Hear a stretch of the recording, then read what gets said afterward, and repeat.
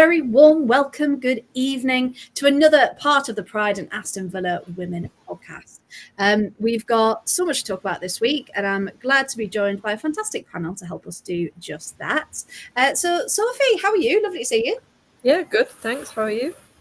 Not too bad, thank you. Yeah, I was just saying I'm a couple of minutes late, so I do apologise. Because I tutor, we were doing some Spanish conversation questions that took me back lots of years, like, how do you spend time with your family? What are you going to do this weekend? So all of the phrases came flooding back. Emily, how are you doing? Good. Not too bad, yeah. I've got a bit of a weird eye, so I'm just gonna squint. Yeah. Sophie, you didn't have any like troubles? Car troubles, cat troubles, dog troubles? No, I've not left the house today, so Maybe that's it. Maybe that's the key. Just don't leave the house. Just don't do it. Future. Emma, how are you doing? I'm good. Excited for half term. One more day to go. We will just confirm Emma is not in school herself. She is at university on a teaching degree. So half term next week. Good. And did you want to introduce us to the teddy bear that's next to you as well? Oh, this is my new friend. He's in a full Villa kit as well. It's very mismatched, but his name's Ted, and he's got a lot to say. I love it. I can't wait. Are you going to do it like a bit of a puppet? Is this how it's going to work? Well, the coordination is just not that good. I'll just do this. Hey, I like the dedication that is in full Villa kit. Well done, you. And Gary, how you doing? I'm very well, thank you. Good stuff. And for anyone interested, Gary is repping the fan club T-shirt this evening. So if you do want any merch, then contact the fan club. We have lots available. Are they nice and comfy, Gary? They're actually really good quality, really comfy. And I'm glad that I've got a few for the collection, you know. Exactly. So, hey, don't say we're not making money for the fan club on this podcast. Good evening to everyone's watching already. Good evening to James for joining us. Thank you very much.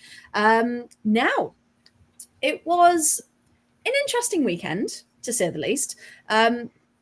Let's start with. So we kind of predicted a bit of a mixed bag. We all thought City are probably going to get the win. Emily changed her mind at the last minute and was like, yeah, the points. In fact, I think you said 5, which is quite impressive. I think I've said that every week, so I'm just going to shush. You know what? If you keep saying it, it's going to, 1 week, it's going to work. It's going to pay off. It's going to do good. Now, we also said, was it the last 4 or 5 matches that had ended 2-1? So we all kind of went, right, okay, it's probably going to end in another 2-1. And did it end in a 2-1? Yes, it did. Now, last time we scored in, the 10th minute? And we had to wait another 80 minutes of terror as City rampage. This time it was much better. It was only 20 minutes. So we're getting better. Every time we face City, we are getting better. The first thing I'm going to ask then is about atmosphere. Now, before we get into the game, there's a lot being going around online this week, you've probably seen, about how women's football should feel and how people should behave and how people should react. And we talked last week about maybe alcohol being trialled in the women's game as well. Now, just to kind of because a lot of us do go to matches and really embrace it. What is it like to come to a Villa match and what kind of atmosphere? Emily, I'll come to you first. What does it mean to be a Villa fan? We'd hope that we create an environment that everyone's comfortable in. Yeah. So whether that's like you're like certain people like me who make a lot of noise and sing constantly, or you just want to sit there and watch and sort of listen to the atmosphere, if you like. Yeah. I'd hope that we create an environment where that's both things are possible. I think we're definitely trying to build it so that there is more of an atmosphere, because it sometimes gets a little bit lost in the big stadiums. And when there's nobody making any noise, it goes a bit flat. But I know that there are some people who maybe go to football games and are expecting something else. I don't know if that's because they have a preconception that it's completely opposite to the men's game, where there's obviously lots of noise all the time. So they go thinking that it's just going to be I don't know, because often it's marketed as like a family day out. And that's not to say it shouldn't be that. But I think if you go to a women's football match, you should also expect the noise like you would get at a men's match. Yeah, no, perfectly said. Gary, from your point of view, what do you really like about the women's football atmosphere compared to maybe the men's, or maybe even to different stadiums and fans that you've been around? I'd say like the fact that it is quite family orientated. Yeah. But where we were sitting there at the weekend, there's this one young lad at the front, and he just gets into every chant. He starts the singing, the whole crowd get behind him, and you know that he's just having a ball. Yeah. And I think that's what it is. It should be there to let the kids enjoy the experience, build their confidence. Whenever you're maybe 8, 9, 10 years old and you start a song, and the next thing there's 3 or 4 thousand people behind you starting to join in, he's absolutely loving life. And it's those things. Like even last year, whenever we did the bus runs, so it was an away day, and it was their first ever away match. Just one guy and his daughter. And on the bus home, I was sitting in front of them, and all I could hear was his daughter. Literally, the whole hour, the whole 2 hours drive home was, "I've had the best day of my life. I've had the best day of my life." And you can't hear that too much, Yeah. Too many things in the world nowadays are all very negative. And whenever you think of somebody that maybe spent 30 or 40 quid to go out for the day, watch the football. 9 times out of 10 last season, we didn't get the results that we wanted, but, they still had the best day of their life. A lot of good day. And it's that for me, it's giving them the opportunity, because if they went to the men's game, is a 10-year-old going to start to sing some? Everybody's just going to drown them out. This guy was singing song after song, and the crowd was just getting behind him. It's that. It's their space. It is where kids go and learn. It's a kind atmosphere. Yeah. There's drink at it. You're just not allowed to bring it out pitch side. So I don't even think that's a major issue. There's always going to be one or two that might overdo it. Yeah. But the majority of the crowd, even at the men's game, don't overdo it. I think most people are sensible enough, especially the amount of people that bring their kids with them.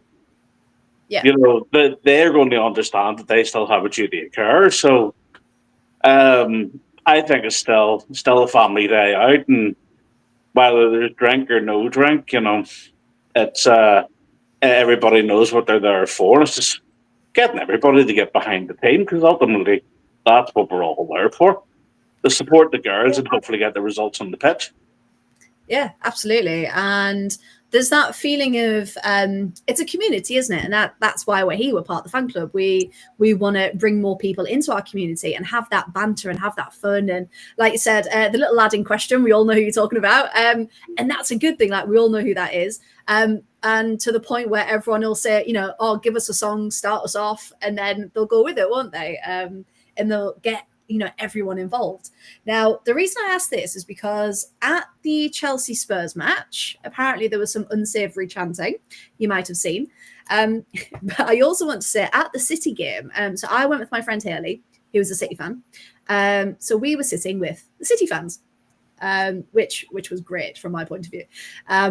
And the Villa lot were to our right, and they were singing all the way through. We heard them, people who were there, people on watching at home as well. You could hear them loud, which was fantastic. And things that we're so used to, like, is this a library? is there a fire drill? Like all of these things, because no one was singing at City, none of the City fans really, until a bit later on in the game. And even then, it was really stoppy-starty. And the lady behind me said, "Ooh, this is a bit intimidating." Now, there was no swearing. There was no, we're going to fight you or anything like that. It was literally just, you aren't singing. This is like a library. And that's a really common chat, isn't it? So clearly these people were quite new to the game, maybe didn't expect that. But Sophie, what do you think about the level of banter in the game? Have some teams and some fans got a bit more about them than others from what you've said? What's your opinion? City's always one of the ones that I've been up to this across to City like quite a few times to watch Villa there, and I've seen a couple of other teams play there as well. And it's always quiet at City. Like I think they have like one chant, and it's just City. Like yeah.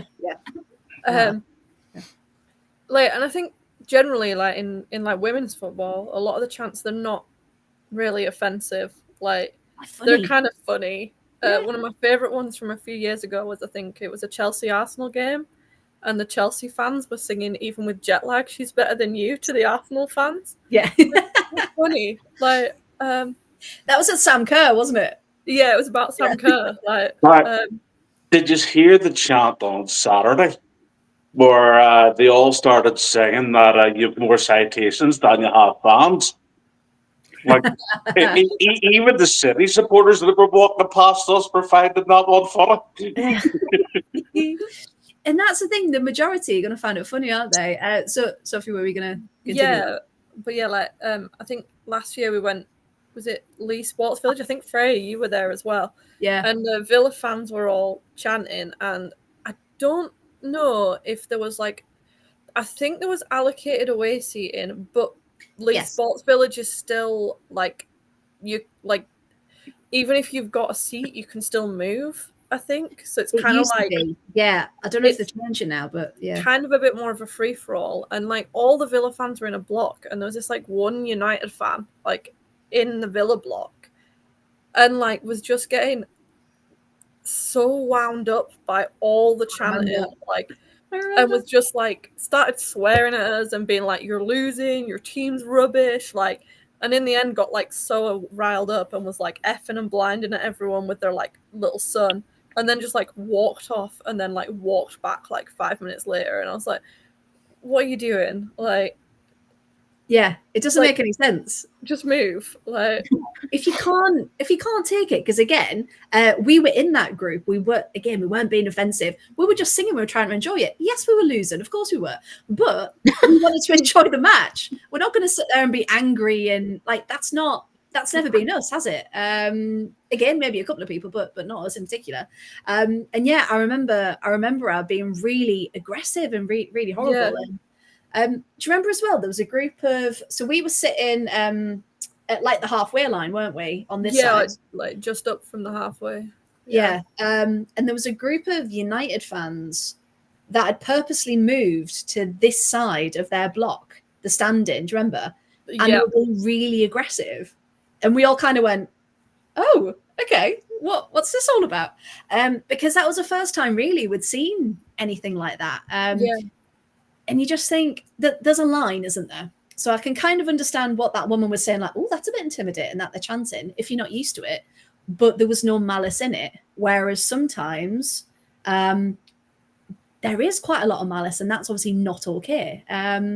So yeah, I think with the chanting for me, so long as there's nothing like being like racist or homophobic or like anything like that, and there's not like a load of swearing, it should be fine. Like, absolutely. Like singing "My Garden Shed" isn't going to offend anyone, is it?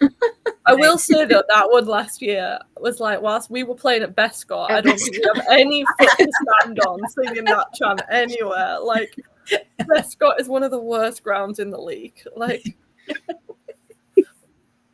I think now we're at Villa Park. That's fine. That's it. Like, we've got one of the biggest stadiums. We can sing that now, and it's fine. Yeah, because we were singing that at Kings Meadow, and I think we could just get away with it. that one. But yeah, Emma, do you want the last word on this one? What do you like about the women's football atmosphere? And is there anything you'd want to change? Or are you quite happy? I really like how it's like kids are like really welcome. But I also like the chants and the atmosphere. Who doesn't like lots of noise and lots of loud noise? I like the chanting and the atmosphere within the women's game because it's not as loud as a men's game. So yeah, I can still cope with it. But yeah, I just like how it's kind of catered to everyone in a way. So judged, or I don't know if that's the right word, but that's what I'm going for. No, we'll take it. Can I just piggyback on Emma on the family orientated? Sorry. No. It's like I don't mind there being children at the games. Like I'm not I hate your kids, don't bring kids. Like that's absolutely fine. That's a disclaimer. Yeah. That is my disclaimer of thing. But I also think that like if adults are using adult language around the children, like when there's lots of small children around me, I feel like I can't relax fully. So I'm like, oh no, I'm gonna get judged if I like accidentally say the F word or like, you know? Yeah.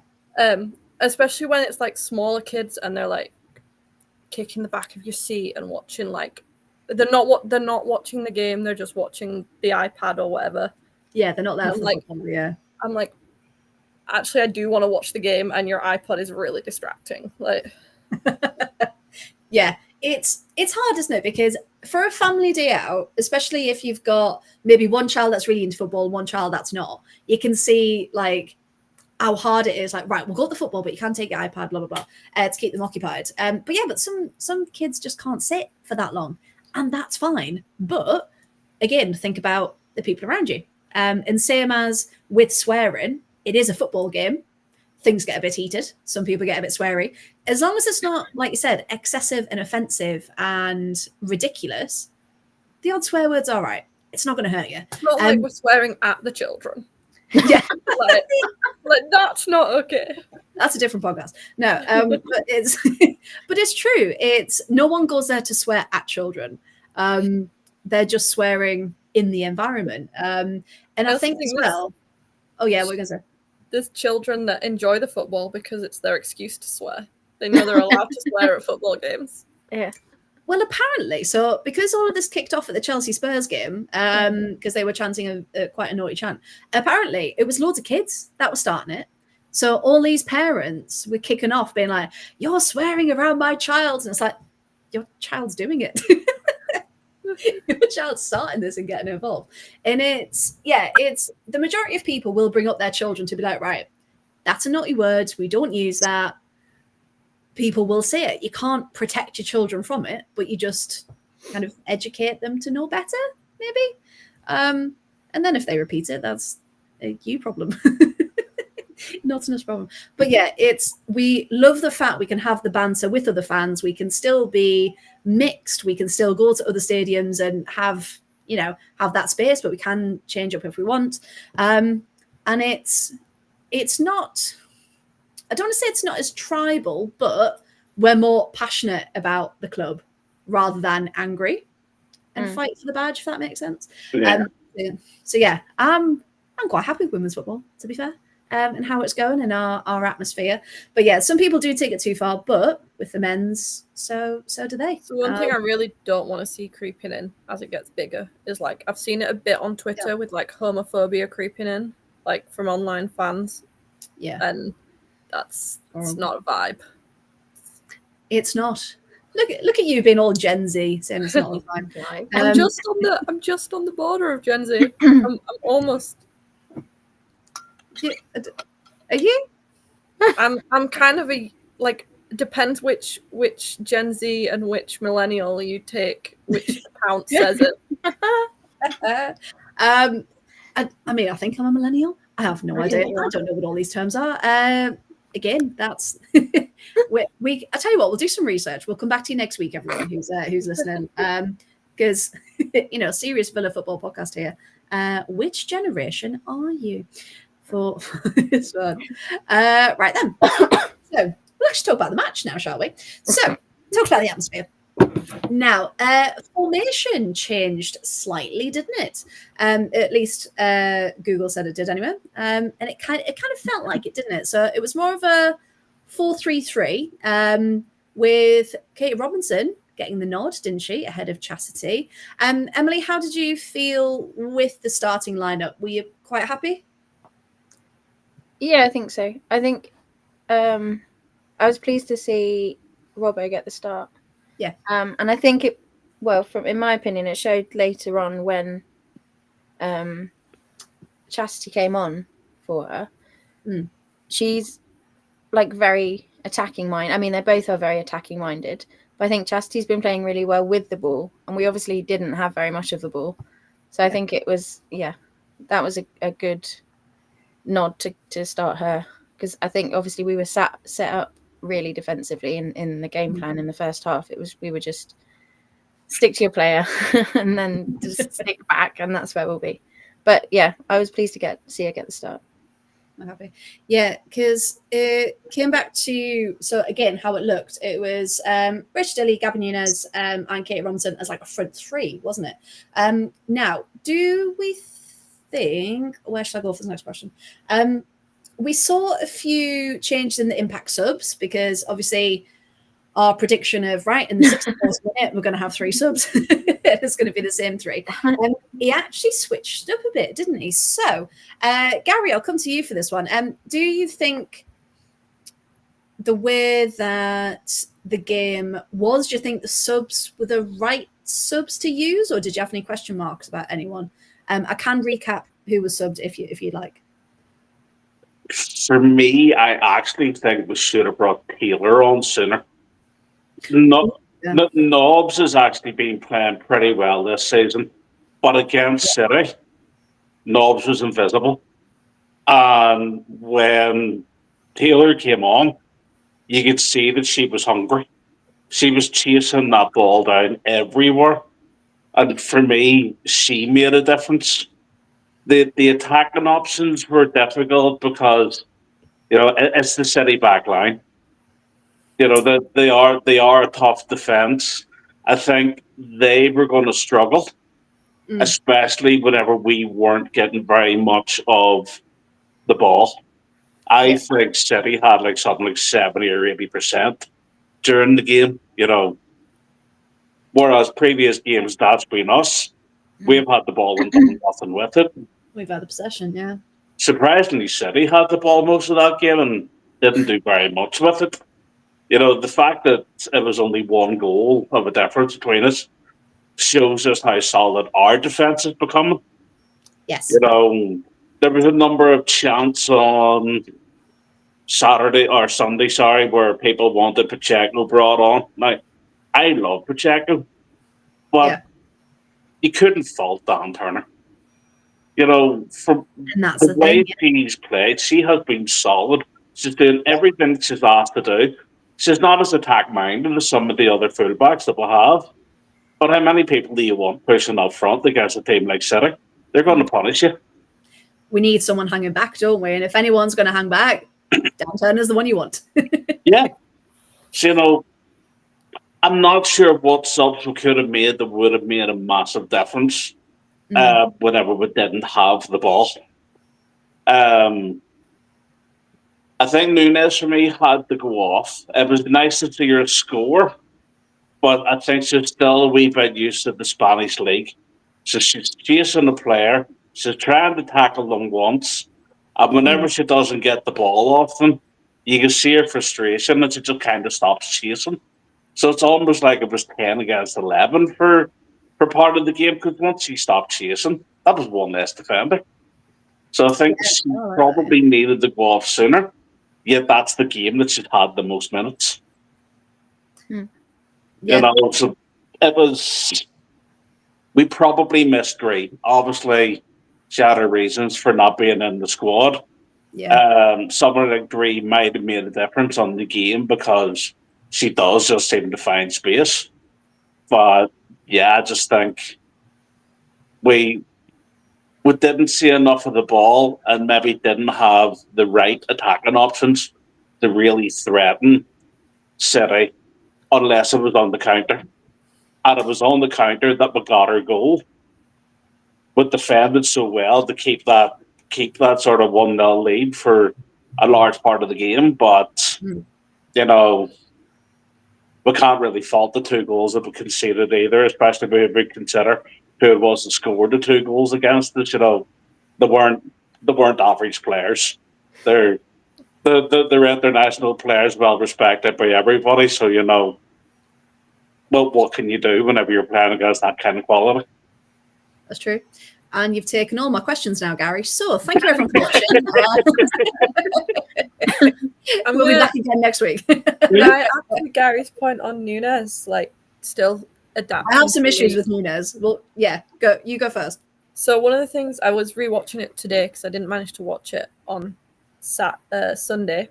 Yeah. I watched a bit of it and was listening to it, but didn't manage to watch a lot of it. So I was rewatching it, and I saw a lot when she got tackled. She seemed to look for the foul and go down very easily, which I think is a hang up from the Spanish league, because they do a lot of theatrics in the Spanish league that I've seen from those games. Whereas in the WSL, it's a bit more like keep going. Like, yeah, get at what you're doing. Yeah. Yeah. There was one time where she'd gone down looking for the foul. The play had moved on, and the camera had panned across, and then it panned back, and she was still sat on the floor from and then was like, oh, okay, maybe I should get up now. Yeah, that was funny enough. That was my issue I was going to talk about. So because she's still very, like you said, in the Spanish league and the European leagues as well as a lot of Italian players do that as well. And it was the one where someone caught the back of her shoe, and she sat there, pulled her own shoe off to shake at the ref, to be like, they took my shoe. And because I was surrounded by City fans, you can guarantee how that went down. They were like, you took your own shoe off. And I was like, oh, you're not helping, Gabby. You're not helping. So yeah, it's one of those, like you said, it happens, move on. If you need to readjust your foot, that's fine.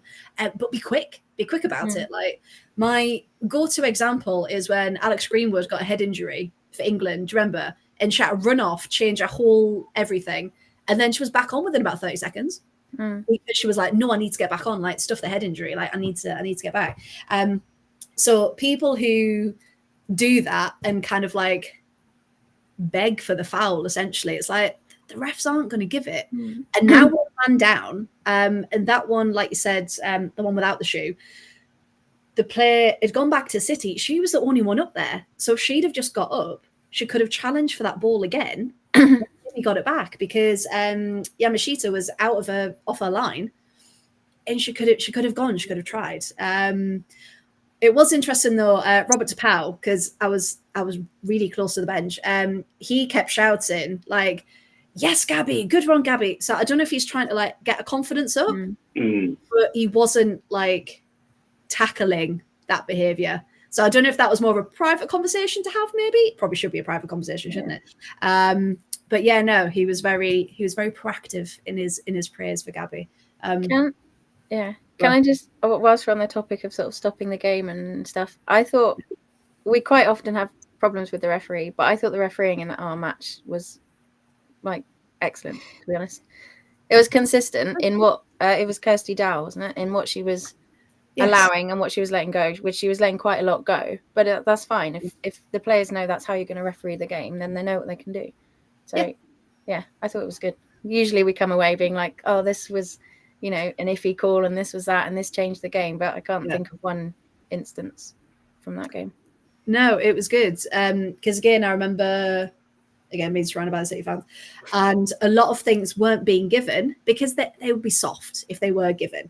And they were fuming. It didn't go their way. And I was like, this is the average match for us. This is quite nice. It's like, it's how pretty equal they're in both ways as well. Say again? Sorry, I think we said the same point in a slightly different way. It's fairly similar, like what was being let go for both sides. Like I think there was a few times like we could have probably got a foul, and there's a few times our players probably got away with a foul. Yeah, and that's the thing, you don't mind when it's across the board and like they're only blowing for the things that actually that was a bit naughty, you shouldn't have done that. Like that's fine. That's how it should be refed. So finally we can say the refereeing was pretty decent. It was very good indeed. And again, if everything was like that, you just feel more like settled, wouldn't you? You just feel more like, yeah, okay, that was fair. We can have that one. But yeah, no, I completely agree. It was really good. I will. Sorry, on the 60-minute substitution, and I saw a lot of people being like, "Why did Hansen come off and why did Nunes come off?" I know he's 65th. Hey, 65th minute. Yep. I know Robert DePauw spoke a lot about managing minutes, especially for Nunes, who's building. But Kirsty Hansen, I didn't realize till I watched it back. She got a really hefty ball to the face at about 54 minutes. Like it smacked, and you could hear it on the camera. Like, yeah, I was like, it was rough. Sounded pretty rough. Like so, and Kirsty Hansen won't stop even if she's injured, and I think sometimes she has to be brought off because she will keep going even if she's like fractured the bones in her foot, you know? Oh yeah, completely. Because we all kind of went, why is Kirsty coming off? And then I went, oh, actually, she did get hit. So yeah, because 65th minute to take Kirsty off when she was having such a good game. Hopefully, it was nothing more than managing that injury. I think Gary made the point about Miri. I think on the whole, people were a bit unhappy with the substitutions. Was the gist I got. I actually thought I didn't mind them, and I think the second set of subs he made, which was Kenza and Miri coming on for Robinson and Jordan Nobbs, I think that should have been made slightly earlier, probably, because I think you could definitely tell how the game changed after they came on. Well, that leads me nicely into the next question, Emily, that you can answer. So that was in the 78th minute. Again, it feels very late, doesn't it, the 78th minute? Because I felt there was such a difference when Kenza came on. Did you feel that as well? Yeah, like we'd done so well first half, being sat behind the ball and then trying to counter. I think we came out second half. We were just sat way too deep, and we couldn't get out. We just lost the ability to keep the ball, like somehow. So we just ended up sort of hoofing clearances away rather than trying to play it out and keep a hold of it, which is what they're trying to make that's how we're trying to play this year. Yeah. And definitely when Kenza came on, you know, she's great at keeping the ball. She's great at running with it, driving forward with it. And I think that was really clear after she'd come on how much sort of the intent of the game from our perspective changed. Yeah, and you just think if that had been made a bit earlier, that would have been really good. I saw a fun stat today from Sam. We love Sam. Yeah, shout out to Sam. Yeah. The shot creating actions per 90, and the top 4 is Lauren Hemp, Viv Miedemar, Lucy Staniforth, and Kenza Darley, which there we go. You know, we'll take that. We'll be up in and around those names. Thank you very much. Which I think shows how much Kenza and Lucy Staniforth like contribute for us. Like I think Lucy Staniforth goes under the radar a lot, but I think she does a lot for us. Yeah, and it shows how much again comes from our midfield, doesn't it? And how integral they are to what we're trying to do and what we're trying to build. Because when Ebony came on, came on for Kirsty, it didn't see much of her at all, did we? She was completely kept out of the game. And we could say the same for Bunny Shaw. She was kept very quiet. The offside flag was our friend that day. I'm actually pretty sure Patsy brought Bunny home in her back pocket.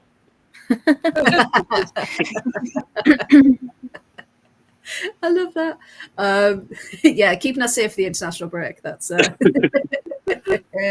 that's what it is. But yeah, it was bizarre because you thought maybe, like we said, if Myriad maybe come on a bit earlier or Myriad maybe come on for Kirsty, like that impact there would have given us so much more of a push in that midfield, because defensively we were great. Attacking, we knew we weren't going to have much. But yeah, it just felt, I don't want to say a waste because that sounds quite offensive to Ebony, but it felt a The bit game cold. wasn't suited to her. Yeah, it really wasn't, was it? I wonder, I would have maybe I'd have maybe swapped Mary for Missy Bo. Because Yeah. Jordan had a lot. There was a nice little, especially in the first half, there was some quite nice little triangles between Patton, Parker, and Nobbs, like playing out from the back. See, Messi was everywhere as well, though, trying to win the ball back. We needed people that were going to try and get the ball too. And that's where Nobbs was going quiet. You know, you can pass triangles around your own third all you want, but we need the ball up the other end of the pitch. And Mary, I think, whenever she came on, she brought that bit of life back into the team. But she was only given 12 minutes to do it. Yeah. Yeah, that's true. And again, you need those type of active, using your initiative players in these kinds of games where, as we've rightly said, we didn't have the ball, so we needed to actually, get it back for starters, and then be able to do something with it. Emma, I haven't asked you any questions for a while. Hope you're still with us. Hope you're still well. Now, Gabby getting her first goal. What impact's that going to have on her moving forward, do you think? Because it's what we've all been waiting for, hasn't it? I think that's going to really boost it. I did not see that goal coming. I literally looked away for like 2 seconds and then we were 1-0 up. And I was like, did. what on earth? So I had to wait for the replay. I was like, oh my God, actually, that was quite a good goal. But yeah, I think it's going to... And again, yeah. No, you go. I think it's going to really boost her confidence because she's still building, she's still and getting used to the league. So scored a goal in like one of the most competitive leagues that there is good, considering she's still getting used to the league as well. I'm sure she can scream about that. She can scream about it. Oh, I like that. Yeah, but it showed her instinct as well, doesn't it? And it shows you why she's at international, why she's that, this number 9 that DePaul wanted to bring in, because her instinct to just run in front of, was it Alexandri? She ran in front of, and just that little flick on, and you're like, oh, okay. Yeah, it was a really nice finish. We haven't seen that at Villa before. That's quite nice. We'll take that. We'll take a bit of that Brazilian flair. Thank you very much. But yeah, and it just shows you like, oh, we can do that, and we need to keep doing it going forward. So yeah, that kind of equaled out the lying on the floor waving a shoe in the air. That kind of forgave us slightly for for that one. But yeah, because it came through, didn't it? It was a lovely ball from Rachel Daly, found Kirsty Hansen over on the left, and then a lovely cross back in for her to just flick on. And again, like we said, out of nowhere, even the commentator was like, oh, it's come across goal. It's gone in. And it's like, I know, it's gone in. And it was fantastic. And again, at the 20-ish minute mark, we all kind of went, okay, we're probably not going to keep it. Yeah, go on. Kate was sat behind me. She was just marking the game in 15-minute increments. She was like, right, another 15 gone. Like a tally. Yeah. Like, yeah, we've kept it. We've kept the score. Oh, I love that. And to be fair, though, it took until the 62nd minute for them to equalise, though, didn't it? So our defensive, we're so strong, aren't we? We're so good. And it just shows you that it's not going to help us win games, but it's certainly going to help our goal difference when it comes down to it. Because if you think of how many, Chelsea beat Crystal Palace by, how many they beat Spurs by, and yes, we aren't creating as many chances, getting as many goals forward, we can certainly keep that goals against. We can keep that down. Because I think City, from the vibe I was getting from their fans was that they were doing a bit of what we've been doing, where they're having loads of the ball, they're passing it around, knocking it around, but they weren't actually doing very much with it. I think some of that's got to come down to how we were defending. We were forcing them to just recycle it and try again. And it's just, obviously, Lauren Hemp was having just an amazing game. And Annoyingly. both goals were, she scored the first one, which was just, Sabs had made the initial punch out, and then it was just that bit of skill from Lauren Hemp to I know. volley it back I over. genuinely thought it was being cleared. And I was like, right, okay, try again. Yeah.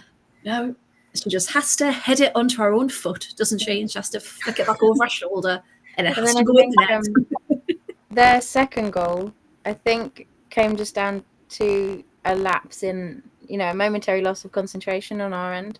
Yeah. Because it was obviously a great run by Lauren Hemp, and I think Jordan Nobbs and Noelle Moritz both went over to her. Mm. And in doing so, I think who was on at that point? Chastity had come on the right hand side. Yeah. You could see that Hemp had sort of got past them and then also bombed down. Meanwhile, all three of them are focusing on Hemp, who's just running riot, and then Jill Ward is just completely unmarked in the box. Just in the middle, like, hello. It's that lapse of, we've completely left her alone. Yeah. Yeah. And I it just, yeah, go on. Like with that one, Moritz kind of won possession and then gave it straight back to Lauren Hemp. And that's something that we did a lot in this game, was give the ball, like, literally just straight to City feet. Like, guys, please. Yeah, because there was a little one... bit more situational awareness going on here, guys, like, of who you're passing to. Yeah, no, 100%. Because Lucy Parker did it, didn't she? It was such a good clearance. It was like, yes, good. Where's it going to land? Alex Freeman. Damn it. It's gone to her feet. I don't think it was any, like, specific individual did it more than anyone else. I think as a team, it's something that the whole team probably, like, is one thing. Yeah, so weird was because we've been quite good at keeping hold of the ball, and then especially second half, we just couldn't find our own player to pass it to. No. And what do you think that City halftime team talk was like? Been like, hang on, this isn't meant to be what's meant to happen against Villa. Emma, what do you think the City halftime team talk was to get them to come out the way they did in the second half? Because they looked angry, didn't they? They looked fuming that they weren't ahead. They did. Some balls in those nets. No, he genuinely must have been like, guys. No. Quote of the Morgan. Okay. No, he must have been like, they were only 1-0 to go. At least they weren't ruled out of the game. So I suppose it was just like building, like, go down type thing. So just keep focused. Imagine Villa ruling City out of the game. That'd be quite nice, wouldn't it? I might be making this up, but I'm sure I heard on the commentary that City have come from behind to win. Was it in their last 7 league matches? 5? Did you see the? It was a lot. The post from, I think it was Kirsten Kasperai. She posted a meme of, there's 2 options and it's like Man City and picking like the easy win, comfortable, blah blah blah, or scoring like coming from behind and scoring late, winners late on or something. It was like second option every time. Kirsten Kasperai is absolutely iconic. And even when it's our team that they've beaten, her Instagram posts are just, the captions are incredible. And considering it's her first language, like, she's better than most people with that one. Because Emma, what was your autocorrect last night for Kirsten? It's Keratin Casper. Keratin Casper. But yeah, she's absolutely phenomenal. We've got Tracy in the chat. Good evening. She says, nice top, Gary. I think that's maybe hashtag good vibes, maybe, or a little praise emoji. But hey, we're getting recognized for the shirts. There we go. Representing from there. James has put in the chat as well. I thought Villa played really well on Sunday. And that's the thing. We're not playing badly, are we? It's just, it happens to be against teams that either are keeping us out or, unfortunately, our City, our Chelsea, and they're getting the win against us, which is quite rude, really. Just because I've noticed it in my notes and I'll forget to say it otherwise. Shout out to Patsy, who went on another one of her marauding runs She had like a little 1-2 up the wing, and off she went. I think it ended up with City, but Yeah, I She think was Alex Greenwood marshalled her out for that basically one. won per game at this point. I love it. I absolutely love it. Yeah, she didn't have a cape on that we wanted, but yeah. She has grown so much this season, I think. Like, Yeah. I think, I don't know if it's her partnership with Parker or, I don't know, maybe she's just been eating her Weetabix or something. I don't know. But she's having a fantastic season so far. But, Yeah, she's brilliant. Do you think that's The superhero mask. as well for the Irish team? sorry, Gary, both you and Gary said something at the same time. And Oh, Gary, you cut out for me. Okay, I'll be quiet. Oh, I just said that it's Patsy's superhero mask. That's where she's getting her superpowers this season.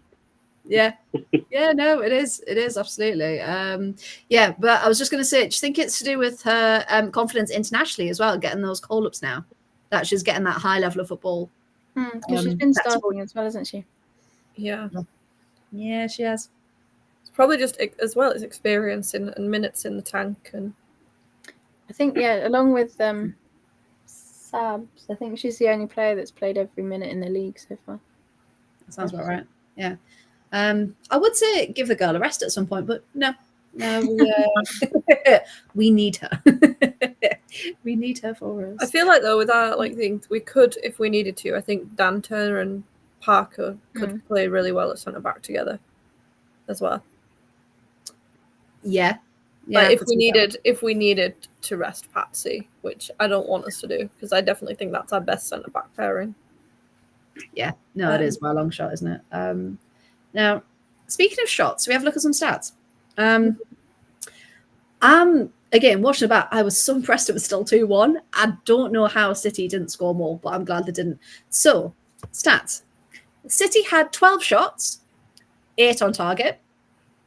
Villa had 2 shots and 2 on target. So, 2 and 2. And a 50% goal rate out of that as well. Hey, so really, we're outperforming City if we're looking at it mathematically. We're just looking at the facts. But yeah, the fact that I don't know, because we had 28% possession or something. It was incredibly low. 2 shots, and you just think that was only a 2-1. Like that's pretty incredible. With what it is. And I believe I've put only 1 clean sheet in the last 7. I think that's City.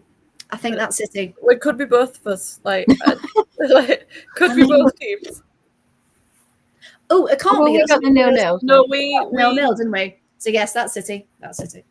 See, power of deduction. We narrowed it down. 50% chance of getting it right. So City have only had 1 clean sheet in their last 7, which again will be worrying City, won't it? What's kind of going wrong on their end as well. And of course, that was Jill Rhodes' first goal since coming back from her ACL as well. So again, although we preferred that she didn't score, I'm very happy that she has for her person. Shout out Sabs for that save on Lauren Hemp. It was a long ball over from Yamashita, and then she timed it perfectly. Yeah, came out and made the save. Yes. Yeah, absolutely. Because that was one thing I was going to say. Sabs is looking so confident in her role now. And we said, I think 1 week we talked about distribution, but that's so much better, and just her whole being in goal. Just really, really confident, isn't she? Very, very happy to have her. In between six. I heard on the audio, actually, I heard her go, back stick. And I was like, oh, that's a stick. That's it. But yeah, but again, that voice, that what's the word? Commanding. Yeah. Just taking charge. That's exactly what we needed. Someone between the sticks to do that. Now, last 10 minutes, as per usual. I think. Yeah, what are we going to say? I said we played well. We did indeed. We last 10 minutes were pretty good. Well, Kenza was on, wasn't she? So we had a few more chances. Now, Sarah Malin came on, didn't she? Was it the 88th minute or something? And was so close. So close. So it was a long ball out from Sabs, and Sarah was the closest, but just couldn't make any contact. If that had gone in, It was, yeah. That I didn't realise how close that was. It was almost identical to the one Patsy had against. Was it? Oh, the Patsy one, yeah. I think Leicester someone or had Spurs? been Can't remember. buttering the pitch because there was quite a few just falling overs. It did chuck it down, and they watered the pitch at half time. But Yeah, it was slippy. Because there was a great one with Lauren Hemp. I just want to say as well, to anyone watching, the toilets flooded. Like, can we? It was raining that hard. Wow. The toilets flooded. So everyone was going. There are drains in the bottom, but like the middle bit was a good 2 inches of water. Then one of the stewards came in like, "Oh, I don't know, was this bad?" So everyone's like, we gained a new fan, didn't we? On a new fan. Yeah, Alex Scott. Alex is yeah, a villain. Yeah, we were chanting Alex as a villain, weren't we? But also, Chloe Kelly at the end came over, didn't she, to the Villa fans? She's really good friends with Maz, isn't she? Really good friends with Maz. Maz's mum was there. I'm not sure if they were. Yeah. Maz's mum comes to so many games, and she's so sweet. Maz's mum. Oh, we had Patsy's mum was there as well. Again. And Lucy Parker's mum, that Kate's now best friends with. And we absolutely love her for it. But yeah, it was a lovely moment, wasn't it, when she kind of hugged Rach, Chloe Kelly, and everyone was like, "Come to Villa, we'll use you. It's fine. We'll support you. We'll love you." But yeah, I will stay on the media coverage because you said about Alex Scott being repping Villa because they had Steph Horton and KB on the commentary. I timed it this afternoon when I was rewatching it. In the 15-minute build-up, they spent less than 3 minutes talking about Villa, and that includes reading out the team sheet. Seems legit. I love that you timed that. That was fantastic. I think they spent more time talking about Jonas Adeval being sacked for Arsenal. Well, why wouldn't you with a City Villa game? Yeah, and I was just like, less than 3 minutes. That's not even a quarter of the time, if my maths is right. That's less than a fifth. Mm-hmm. Yeah, we'll take that. Yeah, it's the bias is just horrendous. At least we know they're going to talk about City more because they're predicted to win, blah blah blah. But at least give us a bit more of a chunk. And then I was trying to think about which ex-players we could have on punditry, and I was like, well, we've got Jill Scott. She did play for us, but she would definitely be ex-City player Jill Scott. Well, Anita Asante should be on our team, surely. But she's doing all the Arsenal stuff at the minute. I know. So, I mean, why we did need you more? Maybe we need someone to retire and go into punditry. Yeah, who can we? Rachel Corsie already does bits, but she does a lot of Scotland bits. Yeah, and she's she's not retired yet either. I was going to say she's only out for a few weeks after an operation until I retire. Just yet. Sorry, Rachel, if you're watching, if you're listening, we do want you back. We'll have a think. Who can be our rep for that one? And Rebecca's put in the chat. Good evening to Rebecca. Thank you very much. The hardly to talk about us during a build up to the games we play. Yeah, it's almost as if we're not even there, and we're just a random bunch of people that's come on to play. I also did a tally on comments that weren't about the play for stuff they were talking about Bunny Shaw got a brace in the last game. Nice. I did kind of tune out at one point, so it's not accurate and it's only the second half. But they made as many comments about neutral information, stuff about other teams in the league or other teams playing in Champions League, than they did about random facts about Villa, and they had almost over double the amount of facts about Man City players. I just love how I went into it I did a tally. It was very good, but I zoned out for a bit, so it might not be accurate. But you know what? The thought's there, and I applaud it. I applaud See, the the initiative. thought was there, and now I'm like tempted to go back and be like, okay, like how many times do they actually like? But then that's a lot of time to spend going like. Yeah. I know, Well, for the next game, we can all sit together and we can do it. I know what you mean, because like in the pre-match stuff, there's no. You'd think, from a commentary or punditry perspective, if you've got 2 players out that are featured in every match so far, you'd mention that, surely. I don't think they even know who our players are. That's what I mean. That's this sort of. Oh, Like, they're called Maz these 2 players all aren't the even in the time, match they like- scored. Oh well, who knew? Yeah. And it's almost as if they've gone, oh, wait, they're not going to score, rather. Like, I'll not bother getting any stats. We'll just keep it on City and keep it on. Yes, Isabel Bunny Shaw went to school when she was 6. Like, it's that kind of thing. It's like, Was it like 2 years ago in the Conti Cup we played Arsenal and we had like 3 players on the bench and they were like all academy kids. Like Rachel Daly was having to play left back because we literally had no defense. And all the commentating was about how Arsenal were in an injury crisis. And I was like, Hello. I was like, the bench is empty. yeah, It's Arsenal man may and some 12-year-olds. That's what we've got. I feel like Carla might be pulling on her boots like at half time, you know? And that, honestly, You can do that in lower league. Perfect. In fact, let's reintroduce it. Let's get. Oh, would that be good? Get all the managers on. Managers game. Let's do that. Sophie, high praise indeed. Sophie's like the random stat queen. I do get very. I'm just like, that seems interesting. You should have your own account. So we love Sam's Statarino account for like the proper stats.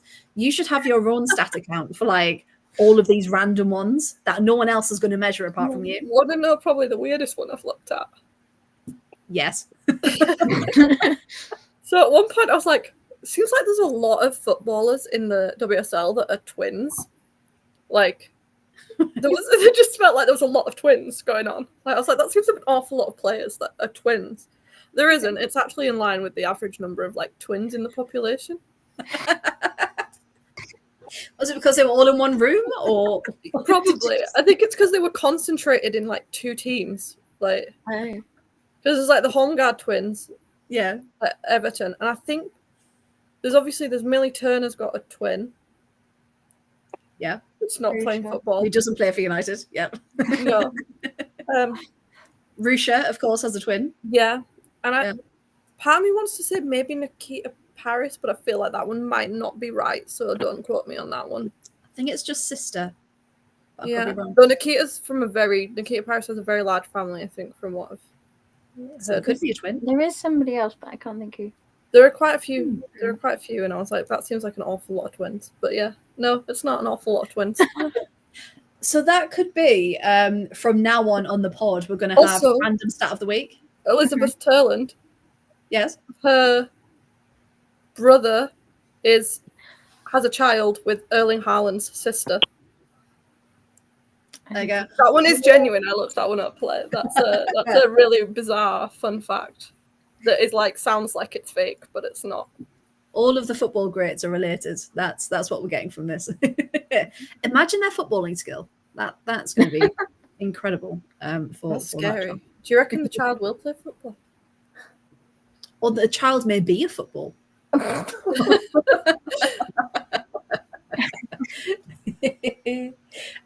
Right.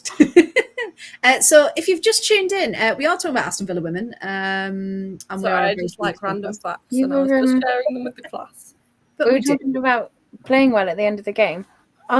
We were, yes. On our one corner that we got, we completely wasted that. I don't know what. No, I don't understand. So bad at the minute. Like Kenza was right there, but Missy Bo took the corner. Yeah, but Kenza was right there, and then it wasn't a great corner. It was clear. It was just near post and cleared, but I didn't even make the near post. Yeah.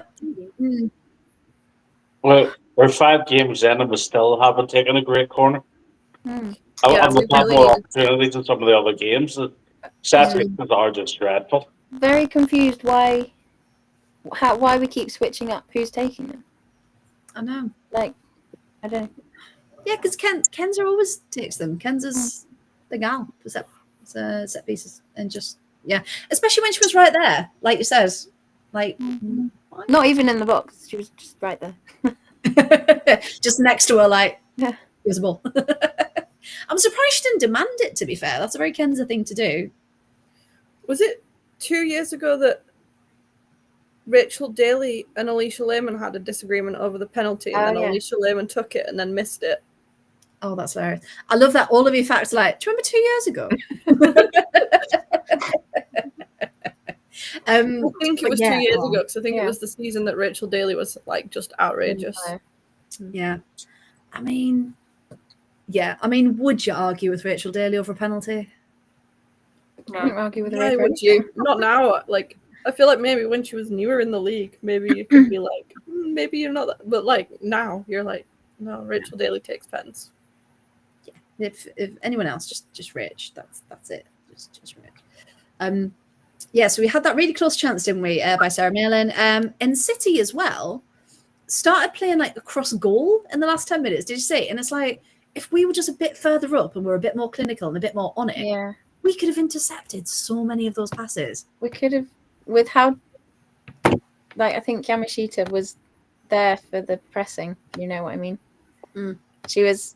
If we'd have just pushed that a little bit more, I think she would. She was getting pretty nervy with some of her clearances. She gets flustered, doesn't she? Yeah. The weather really didn't help. The wind just messed the flight of the ball so much on so many. Mark.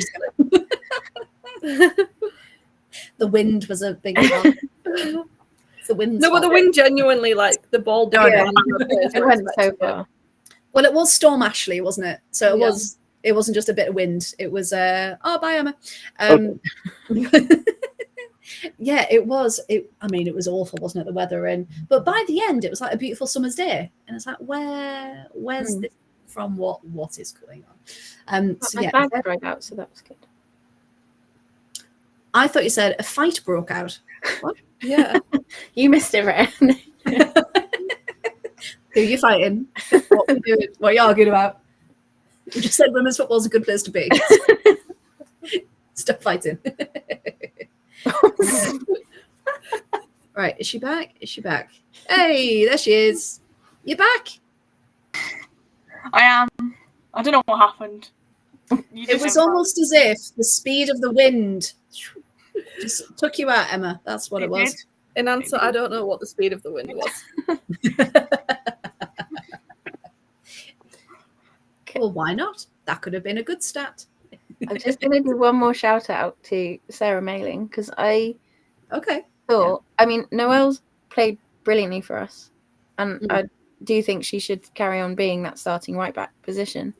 But I thought Sarah played really well, considering she's not had hardly any minutes really in the league this season. I thought because we were looking a bit vulnerable with Lauren Hemp doing Lauren Hemp things down that side, and Noelle had been turned a couple of times by Hemp trying to managing to get past her and put the balls across. So I don't know, I think that was probably also an astute substitution, bringing Sarah on for some fresh energy. Very good word. Yeah. Astute. Because we said before, didn't we, 88th minute? So we had about terms of like the 90, it wasn't long, but actually there's 5 minutes of added time, wasn't there? So she at least had a decent bit of time to try and do something with it. And plus you've got another set piece taker on then if we had managed to get if we had managed to get a corner. I think we had one free kick that she took, maybe. Can't remember. Yeah, so someone foul her and then we'll get now the big talking point. Was there anything else about the game anyone wanted to say before I move on to talking about Robert? I'm just gonna have a look at my. I love that everyone's looking at their notes. I can't read my writing. It's really a problem. One of the interesting facts, one of the only Villa facts they said, which I thought was interesting, was that Grant scored against Chelsea in Champions League when she was playing. I can't remember. Is it 20? Ajax? Probably Ajax. Oh, no, Ajax sounds more right. Apparently, I'm going to double check that one. There was one of the BBC people. One of the BBC punditries said that she scored against Chelsea in Champions League. Well, hopefully she can do it again. I'll look forward to you confirming that. Lovely. Yeah. Emily, did you read your own writing? I think I basically said it all. It's a shame we couldn't, again, in the last 5-10 minutes, just make the most of the couple of chances we did have, because they were good chances and we could have possibly come away with something. Yeah, no, absolutely. Emma, did you try and say something? I don't know if it broke off before. I've just got loads of really interesting commentators said. Yes, please. Go on then. Okay, so there's about at least. We can have commentary corner. A new segment as well. Right, I'm writing that down so I forget. Commentary corner. We've got City have a poor record against Man City. Oh, yes. That was a confusing statement. I was like, what? If Rachel Day scores more goals, it will help. The game is goal. Like, who knew goals help to win the game? City won't be ruffled. They've come from behind before. I don't care. We just scored a goal. I don't care. No. I'm change, but again, I don't care. Why are you telling me that? That's like 5 minutes after the goal. Leave me alone. It's very biased. Villa could have gone on to score 10. They don't know. Exactly. Oh, that was brilliant. That was only 4. Oh, they made it struggling because they played the Champions League. Gareth Taylor didn't even play that team for the Champions League. So how are they making that excuse, please? They're all on the bench. I love it. I love feisty. Yeah, he only made one substitution, didn't he, this match? Gareth Taylor. Yeah, there wasn't. He only made one. Fagino came on. Or just the one. Someone. Joe, did you come in for? No, just got. No. I can ask you.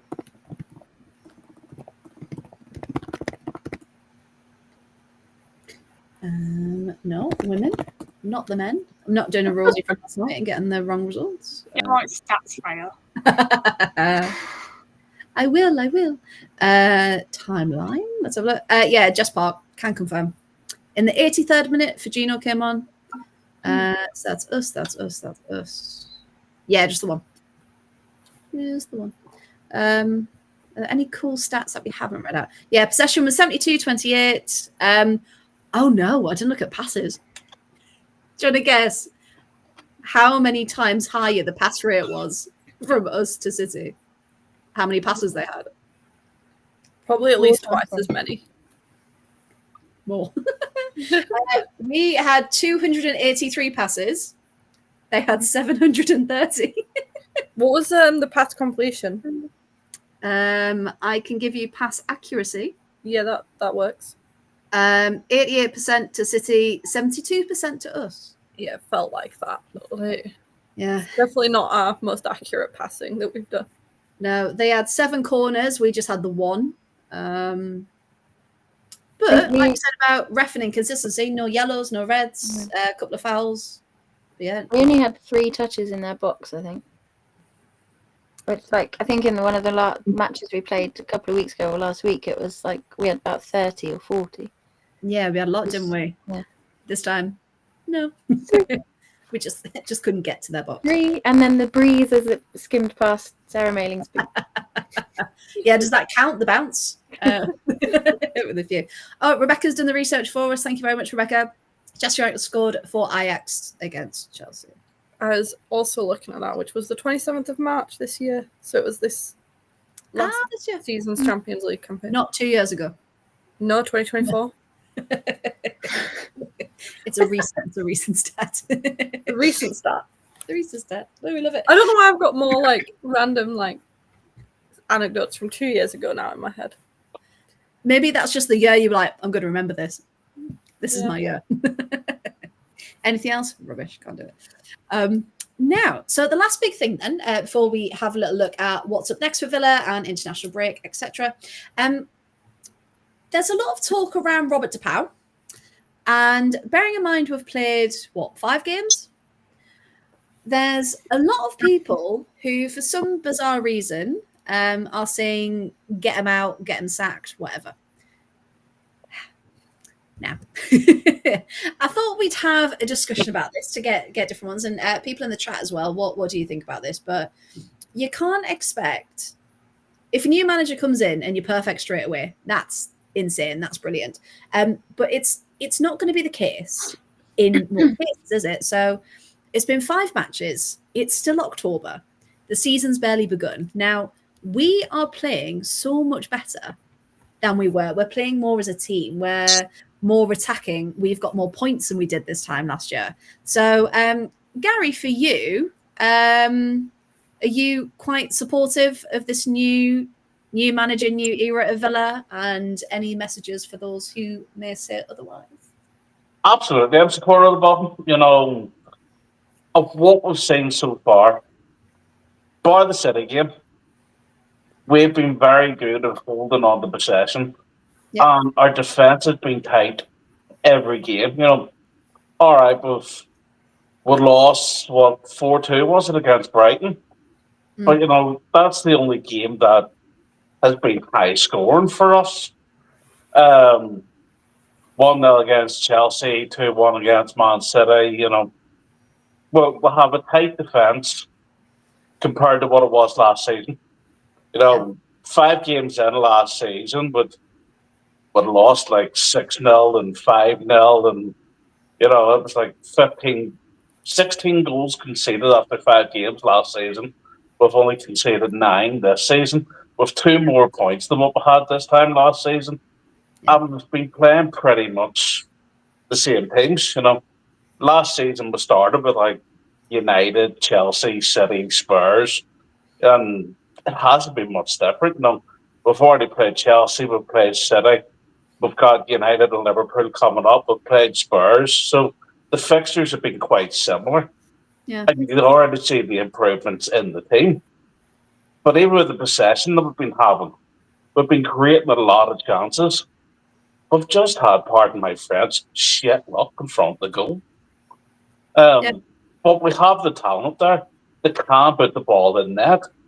It's like I was saying the other week, where we need to come out of the traps faster.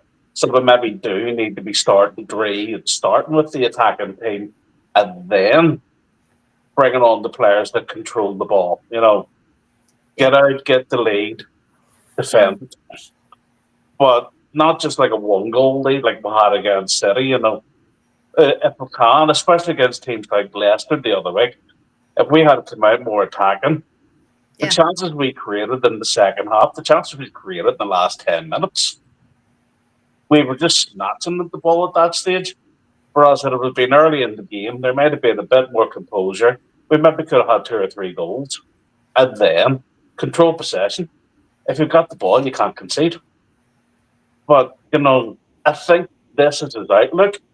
He's just doing it the wrong way around. He's going out, controlling the ball, and doesn't have the players that can put the ball in the net starting. Dree, Hansen, and Daly have literally been our top goal scorers. Yeah. But like the team, you can see the improvements. And those people that think that he's going to come in and be an overnight success after 4 pre-season games and 5 league games, it doesn't happen. Yeah.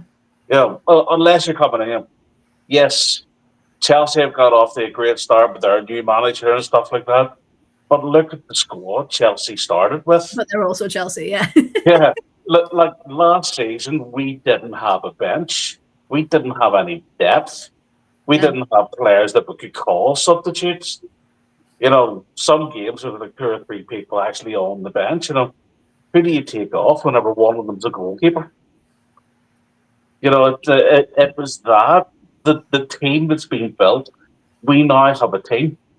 We have players that can play in 7 possessions, and they're working together as a team. If people can't see the improvements in the squad and what's happening on the pitch, they need to revisit the Specsavers.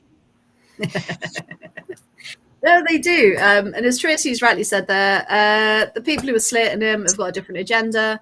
Let the man do his job. Much better so far. The team look happy. They do. In Robert DePau, we trust. Yeah, absolutely. And we've got to. The club have made a decision. He's here to do a job. And he is doing a job. It'll just take time to settle, won't it? Has anyone else got any thoughts before we move on to international about this whole thing? I think I've heard. You go first, Emma. No, you go. You go. No, you can. So in a lot of the other podcasts that I listen to with players that are have been in the game a long time, or people that have been around the game a long time and doing journalism, a lot of them are just Villa are doing their performances are really good. They're just not getting the results, and it'll come, and they probably deserve. I think even Gareth Taylor said that Villa deserved to be higher than where they are in the table based on the performances we've been putting in. So I just feel we just need a bit more time, and it'll come, and it'll be fine. Yeah. And if we've still got 2 points in December, then maybe we have a different conversation. But well, that's the thing, isn't it? Yeah, if it's still by Christmas, still looking a bit rocky, then okay. But it's still not a sack him, get him out. It's just what do we need to do? Sometimes people have these expectations that we're going to be in Champions League spots and battering every other team in the league, and it's just no, because everyone else look at Crystal Palace, everyone else is everyone else has also gotten better, so it's just so if you look at the results from this weekend again, apart from the Chelsea game, they were all really tight games or tight scorelines again. Yeah. It's been pretty much the same each week, apart from a few of the Chelsea games where they've just been banging the goals in. Most of the other games have been really tight scorelines each week. In fact, should we have a look at the scorelines? Hey, there's only been a goal or two in it, hasn't there? There's hardly anything there. Again, apart from Chelsea Tottenham, which was a really fun game in itself. For those, you just feel Chelsea are Chelsea. They already had a winning squad when Sonia Bombastor came in. It's a completely different scenario to and then she added to it. She brought in more Champions League quality. We would love to bring in Champions League quality players. However, but Villa have, found a nice little pot of money that we've used this window, and it shows what they can do. Now, if we go back to the table ever so slightly, so City are top, of course, with 13 points. Chelsea and United on 12 and 10 respectively, but they've still got a game in hand, remember, after theirs was cancelled. Brighton are on 10 as well, the dark horses of this season. Then Arsenal in 5th place. I don't think anyone saw that, with 8 points. Liverpool on 6, Leicester on 5, Spurs and Palace on 4. And then it's us, Everton and West Ham on 2. But you just look at how tight that table is after 5 games. It's one win and you leapfrog about, faces will change drastically still. Yeah, well, Leicester, with their win against Everton, they just completely leapfrogged everyone, didn't they? Because I remember looking after the match and being like, oh, we're all the way down there now. That's no good. But yeah, 10th. It's our goal difference there, keeping us afloat. So hopefully, if we can just keep that goal difference down, then and keep gaining points, keep going for it, then hopefully we too can leapfrog and we too can get better. Now, so Matchday 6 fixtures. So after the international break, we're coming back and we will be facing Liverpool at home. Now, last time, Liverpool were a bit of our bogey team, weren't they? That was the one where we were like, yeah, we're going to win. And it really didn't. So, Emma, what are your thoughts going into Liverpool? How would you think it's going to go? Any prediction?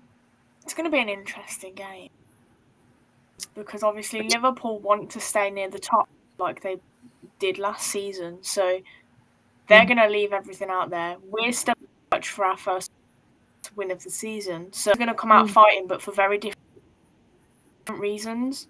I think it's going to have some nice drama, but please, in the net, can we remove that force field? To be fair, let's just have a conversation with Rachel Daly and tell her to score more goals, because that will help. Remember.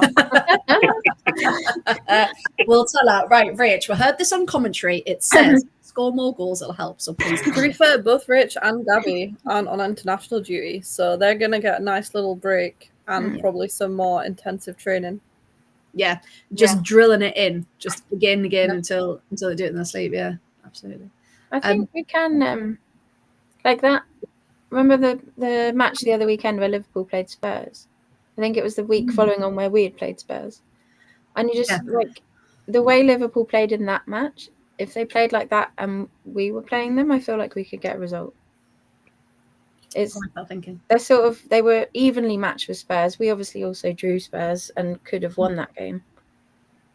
It's definitely a team that we're capable of beating. It's just the things need to go right. Yeah, on the day. Liverpool have got some pretty wick forward options. Olivia Smith's been playing really well for them. Yeah. I mean, I'm still going to keep her on my fantasy team because points. I'm curious to see if she starts tomorrow. Yeah, that'd be interesting. Because again, she's on fantastic form. But form and minutes, we've seen that debate that we're going to come on to in a moment. Now, the last thing we are going to talk about. So I've just got a text off Georgie saying, when do you want to put your food back in? Georgie, I won't be long. It's fine. Okay, so it is the international break. And it seems like we've got loads of internationals for the first time. Because normally we've got a couple, haven't we? But we've got quite a few. So Lucy Parker, back where she belongs with the England seniors, play Germany on Friday and then South Africa on the following Tuesday in Coventry. Doesn't get injured again. Yeah, let's just wrap her in bubble wrap and hope that nothing happens. Because that really... I've really put a spanner in our season last year. Yeah, it really cost us, didn't it? So what do we think? Thoughts on Wembley on Friday? Germany, Alex Popp is going to be retiring after this set of internationals. Only about, was it 55,000 tickets sold, they said in the press conference. So it's not going to be a sellout, but it's the first time we've met Germany since the 2022 Euro final. So, Emma, do you think we've got a chance of winning? Or what do you think? But Serena does Serena things and plays the same people. Now she said she's going to try some things. Oh. What that means, I do not know. She's trying a new food, is.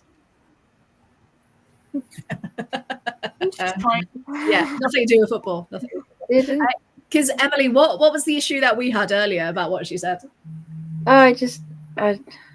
She was talking about Fran Kirby. Yeah. And I maybe I misunderstood what she meant off the bat, but she said something, she needs more minutes. And I think the thing I initially saw was that it was just framed, that was the quote. And I was like, how can she play any more minutes? She's missed 4 minutes. But I think what she meant was that, she needs more minutes so we can see what she's like, compared to the other options. I'm like, well, the only way you are in control of that, Serena, play her and she will have more minutes. The person in control is you. Yeah, we can see it. And if you're not going to try that in these friendlies, which literally have no bearing on anything, when are you going to try it? Exactly. Yeah. So when she did say, I'm going to try new things, I was like, oh, okay, let's see. I don't think we're going to see Lucy Parker tomorrow. I just don't think that's going to happen. Selfishly, I'm hoping she might go play in the second game because I'm going to. She's got more of a chance on Tuesday against South Africa. Yeah. Because South Africa is more of an unknown, isn't it? Whereas Germany, because again, Serena was asked in the press conference, do you think Germany's still one of the top ranked teams in the world? And they do. They've still got that quality, haven't they? They've still got that about them. Didn't you see them at the Olympics, Sophie? Yes, I saw them a few times at the Olympics, Germany. They were okay. I feel like it's probably I think AKB did a lot for them at the Olympics. So that game they played against Canada, Canada should have put more Yeah, goals away Canada should have before it got to definitely penalties. scored more goals on that. But AKB is AKB, like, and that's the thing is that our England strikers are not very good at finding the back of the net right now. It's like England Villa have a crossover. And AKB is very good at keeping balls out of the net. Annoyingly, If yeah. AKB is AKB being called up for these ones? I don't actually know. I've not looked at Germany's squad. I presume she has. I presume. Because didn't Merla Froms like retire or say she was withdrawing from was Yeah, I not think she being was international? withdrawing from being called up. Yeah. Let's. I'm making Freya Google it. I know, yeah. Talk amongst yourselves. But Gary, what do you think? Do you think we've got a good chance of winning? Oh, you're going to ask the Irishman how England are going to do? Against Germany, you can go for Germany. That's fine. It does depend if she does make changes. Like, even I can say she does have her favourites. Some of her favourites just aren't the same players that they were maybe 2 or 3 years ago. You know, obviously we all age, we all get a wee bit slower, stuff like that. But there's a lot of young talent in the country that's coming through. And she's almost letting it go to waste by not giving it the opportunities, be it in friendlies or lesser competitions, She could take more chances and she just doesn't. I'd like to see England do well, but more so for the rest of you guys, I'll be backing Simone and Patsy at home, the two Irish teams. Yeah. But, Simone captaining, of course, all being well, all their fellow players do well. Parker deserves her call up. She's been fantastic for us so far this season, and to see her back in the squad, it's testimony to what she's actually been doing on the pitch. Yeah. No, that's true. So let's go have a run through of who's playing where then. So as we said, Lucy Parker for England seniors, Germany on Friday, South Africa on Tuesday. Let's have a look. We've got Missy Bulkearns, Katie Robinson and Freya Gregory for the under-23s who played the Netherlands earlier this evening. It was a 1-1 draw, I believe. And I think, did they all get minutes? Yeah, I think they all played the whole match apart from Freya, who got subbed off. There we go. So again, more minutes in the tank for our youth teams. I think the Netherlands equalised with the last kick of the match. Oh, did they? That's annoying. Why do they do that? And they will also welcome Portugal to Shrewsbury Town on following Tuesday as well. Ruby Ray Tucker, Sophia Pua are in the under-19 squad, and they play the Netherlands, popular choice, tomorrow at 1:00 as well. So if you want some midday, early afternoon football, you can go for that one. Maz, of course, has her first call up for the Philippines. She looks so incredibly happy from those training pictures. Have you seen? Now, they play Jordan on Saturday and Kenya on the 30th. So again, completely different nations, gaining some fantastic experience there. Dree and Sabs, obviously for Canada, are playing Spain tomorrow. And Kirsty Hansen and Anna Patton. Now, these are slightly different because they are playing the first leg of their playoffs to try and get to the Euros. So Scotland are away to Hungary and Republic of Ireland are away to Georgia tomorrow. That's the first leg. And then they play the return leg on Tuesday. Okay, so we'll be keeping an eye on those to see if they get through. Hopefully they do. Kenza, of course, being called up for France. They play Jamaica tomorrow and Switzerland on Tuesday. And then Noelle, of course, for Switzerland, they play Australia tomorrow and then France. And then Chastity, obviously for the Netherlands, they play Indonesia and then Denmark. So all of those are fantastic. Are they fixtures, most of them happening in Europe, other than I think Maz's? I think so. Yeah, I think. Yeah, I don't think they haven't flown to Australia. Nobody's playing like in Australia or. No, let's have a look. So that was who's the other? So Switzerland. I think they're playing. So they are. I wasn't prepared for this question. I only just thought of it now. I was just like, wait, where is everyone? Because I know that Canada's in Spain right now. Where is everyone? Yeah, so they've gone to Spain. Switzerland are at home to Australia, so I assume they are in Switzerland because they're down as the home team. Yeah, for that one. Kind of makes sense given that most of Australia's players play in the WSL right now. Well, that's the thing, isn't it? Yeah, like why a pointless trip? Same for Canada. A lot of them are in Europe, aren't they? Correct me if I'm wrong. Quite a lot. There's a few in the in America. Well, but I'd really like to see Sab start for them because I feel like Kaylin Sheridan's had some crazy sort of moments. She's had a couple of red cards in the most recent games for San Diego, so I'd like to see Sab start because I think she's been playing really well. Yeah, she's done enough, hasn't she? She's got enough minutes. She's got enough minutes. But no, I really hope to do it. So yeah, so keep an eye on those fixtures starting from 1 o'clock tomorrow, as we said. And again, we can't wait to chat all about it next week. So we talked about Liverpool coming up. We also got word that Man United tickets were on sale today for season ticket holders, tomorrow for members. And general sale, I believe, is Monday. So if you do want to go to that United match, tickets should be up very, very soon, if not already. So any last words anyone wanted to mention before we go? I was just going to shout out Rachel Maltby, who scored the other day for the England under-17s at the World Cup. Woohoo! They'd lost their last group game, which I don't think she played in, but they have already qualified for the next round, and they play Japan, I think, at some point tomorrow over the weekend. I'm not sure on the date, but yeah, they're through to the next round. There's Maltby in the group that's out of the World Cup.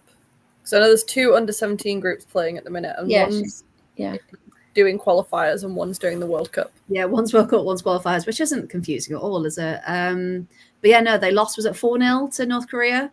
But that they were already through, weren't they? And it was just who got first and second seed in the group. But yeah, Japan be a good one. Loads of people are saying they can see it being a Japan-North Korea final, just because of how great they're all playing.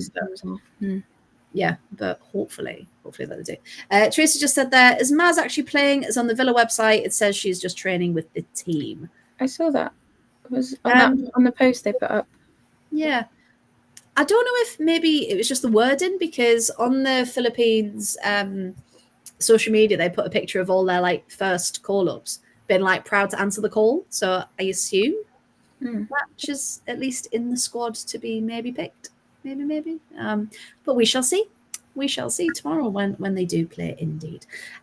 So thank you very much, everyone, for joining me as usual. Thank you very much for everyone watching. Everyone's got involved in the chat. We really, really appreciate it. Now, if you don't follow us already or like or subscribe or all of these wonderful things, we've just hit 40 subscribers on YouTube, which is fantastic. So please do tell your family, tell your friends, take the phones off them, press subscribe, because we want to expand our community and get as many people as involved as possible. We are at part of the Pride Pod on Instagram, just in case, because apparently the video didn't work last week on the end, which was quite sad. Apparently you just cut off. So I'll leave that playing and we'll get it good. And on Twitter, we are Part Pride Pod. So make sure you do follow us, like, subscribe, etc. And we will be back next Wednesday. No, we won't. Thursday. Oh, I was so confident. So close to. Oh, so good. Right. I need it like taped in front of me. Thursday. No, I'm on the other one on Wednesday. Thursday. Next Thursday, 8 o'clock. We will be here. And we can't wait to talk all things international with you. So let's hope the video works today. Thank you very much. Good evening and good night.